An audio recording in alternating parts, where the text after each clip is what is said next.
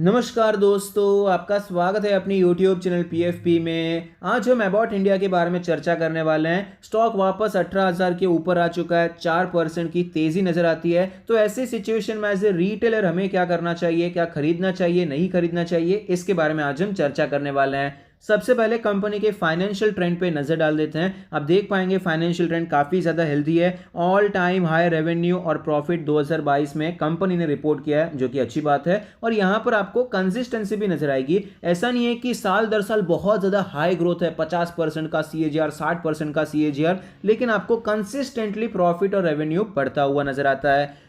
Share holding pattern के बारे में बात करें, टोटल प्रमोटर होल्डिंग 74.99% है, जिसमें से कुछ भी प्लेज नहीं है। Mutual fund 4.5%, other DII 3%, FIIs negligible है। रिटेल एंड अदर कैटेगरी में 17% की हिस्सेदारी नजर आती है। शेयर होल्डिंग पैटर्न ओवरऑल अच्छा नजर आता है। अगर इंस्टीट्यूशंस का इंटरेस्ट ज्यादा होता तो और अच्छा होता, लेकिन ओवरऑल आपको अच्छा नजर आता है। रीसेंट ट्रेंड्स में कोई बड़ा चेंज भी आपको देखने को नहीं मिला। ऐसा भी नहीं है कि बहुत ज़्यादा स्टेक बढ़ गया है, बहुत ज़्यादा कम हो गया है। वैल्यूएशन के बारे में बात करें, 46 का पी रेशियो है, जबकि सेक्टर का 34 है। प्राइस टू बुक रेशियो 13 है, जबकि सेक्टर का 4 चल रहा है। तो वैल्यूएशन तो क्लियरली आपको प्रीमियम नजर आता है। सेक्टर का जो एवरेज पी रेशियो और पीबी रेशियो है, उसके मुकाबले प्रीमियम पे ट्रेड कर रहा है।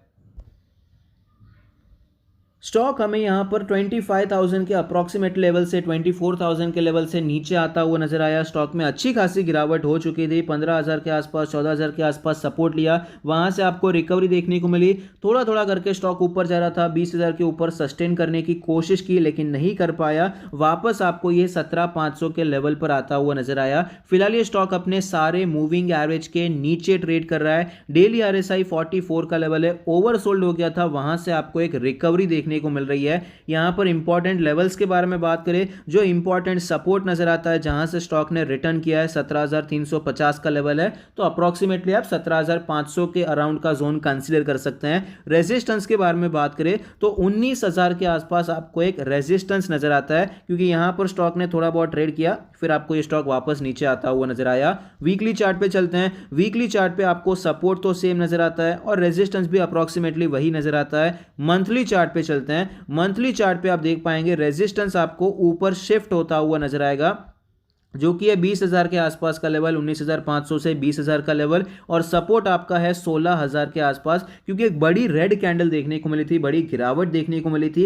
इसका हायर एंड हमारे लिए रेजिस्टेंस है और लोअर एंड हमारे लिए सपोर्ट की तरह काम कर रहा है। पिछले कई महीनों से पूरा 2022 इसी रेंज में आपको नजर आया। हायर एंड पे रेजिस्टेंस लेके नीचे आया, लोअर एंड से सपोर्ट लेकर आपको ये ऊपर जाता हुआ नजर आया था। तो इसी रेंज में स्टॉक काम कर रहा है। तो फिलहाल यहां पर एज ए रिटेलर हमें क्या करना चाहिए? अगर आप शॉर्ट टर्म के लिए काम करना चाहते हैं तो मेरे हिसाब से अबाउट इंडिया को अवॉइड करना चाहिए। शॉर्ट टर्म के लिए इतनी ज्यादा स्ट्रेंथ आपको नजर नहीं आती है। फिर भी अगर आप खरीदना चाहते हैं तो इमीडिएटली नहीं खरीदना चाहिए, क्योंकि इतने बड़े सेल ऑफ के बाद भले ही आपको ये स्लोली नीचे आता हुआ नजर आया, लेकिन आपको एक वीकनेस ही देखने को मिली है। तो एक कैंडल के भरोसे पे आप खरीदारी करेंगे तो वहां पर प्रोबेबिलिटी ऑफ प्रॉफिट कम हो जाती है। अगर यहां पर आपको डब्ल्यू पैटर्न देखने को मिलता है तो आप खरीदारी करने के बारे में सोच सकते हैं। 19,500 का, 19,000 का आप टारगेट लेकर चल सकते हैं। इस प्रकार से शॉर्ट टर्म के लिए काम कर सकते हैं, हालांकि मैं प्रेफर कम करूंगा। पोजिशनल ट्रेडिंग के बारे में बात करें तो पोजिशनल ट्रेड के लिए एक अच्छा कैंडिडेट हो सकता है।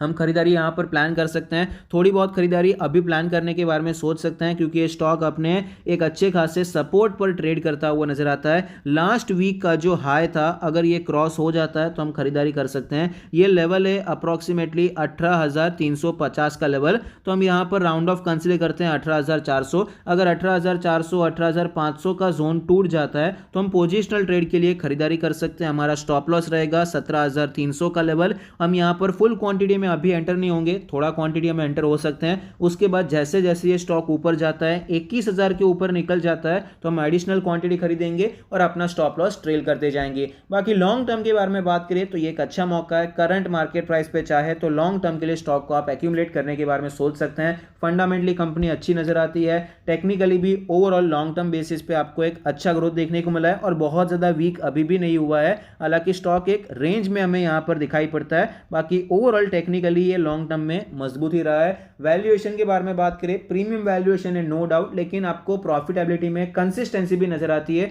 उस हिसाब से एकदम वैल्यूएशन महंगा नहीं चल रहा है, थोड़ा बहुत प्रीमियम चल रहा है। आई होप आपको ये वीडियो पसंद आता है, कुछ सीखने को मिलता है। Thank you, stay happy, happy investing.